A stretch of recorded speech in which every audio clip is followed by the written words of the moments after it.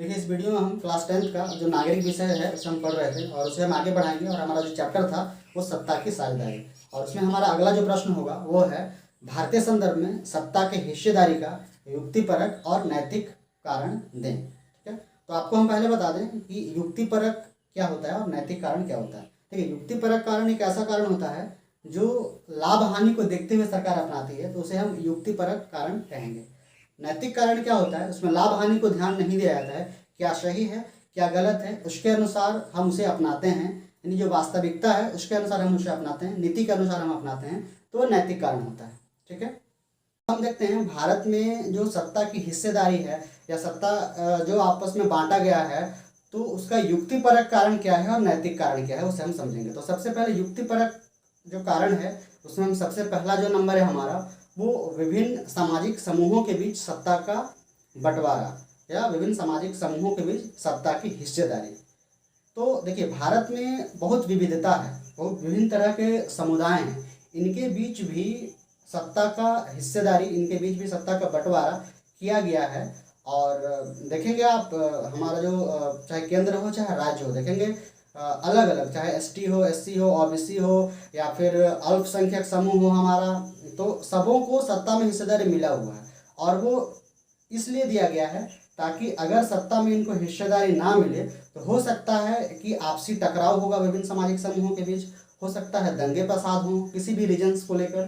तो ये ना हो, इसके लिए भारत में विभिन्न सामाजिक समूहों के बीच सत्ता की हिस्सेदारी दी गई है, जो कि एक युक्तिपरक कारण है। दूसरा जो हमारा कारण है दबाव समूहों के बीच सत्ता की हिस्सेदारी।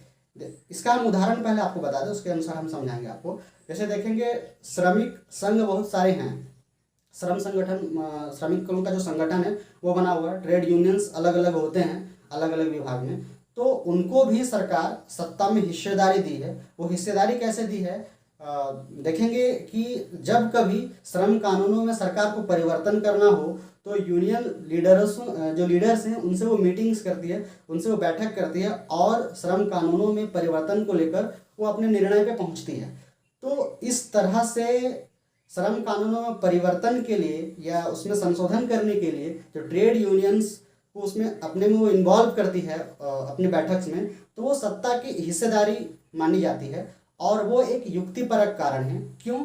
क्योंकि अगर उनको इस तरह की बैठकों में, इस तरह के संशोधनों में अगर उनको इन्वॉल्व नहीं करती है तो हो सकता है कि जो श्रमिक संघ है और उसके अंतर्गत जितने मजदूर हैं, जो वर्कर्स हैं, सारे आंदोलन कर सकते हैं, विद्रोह कर सकते हैं कि जो कानून है अगर उनके समर्थन में ना हो, उनके पक्ष में ना हो, तो ऐसा कर सकते हैं। इससे क्या होगी कि जितने भी मजदूर वर्कर्स जहाँ भी काम कर रहे हैं वहाँ पे जो काम है वो प्रभावित होगा। तो इसको देखते हुए जो दबाव समूह, जैसे मैं आपको उदाहरण के तौर पे बताया, जो श्रमिक समूह है उनको सरकार सत्ता में हिस्सेदारी दी है, जो कि एक युक्तिपरक कारण है।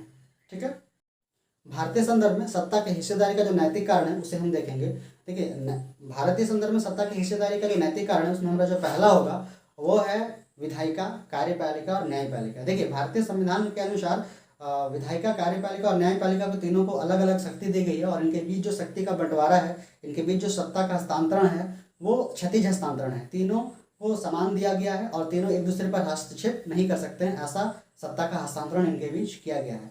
तो ये जो किया गया है ये सही और गलत को ध्यान में रखते हुए किया गया है कि ऐसे में कोई ऐसा गलत ना हो और हमेशा सही हमारा जो निर्णय है सही काम हो, इसके लिए ऐसा किया गया है। इसीलिए हम इसे नैतिक कारण कहेंगे। अर्थात सत्ता, भारतीय संदर्भ में सत्ता के हिस्सेदारी का यह एक नैतिक कारण माना जाएगा, विधायिका, कार्यपालिका और न्यायपालिका के बीच सत्ता का क्षैतिज बंटवारा। ठीक है, दूसरा जो है हमारा केंद्र और राज्य।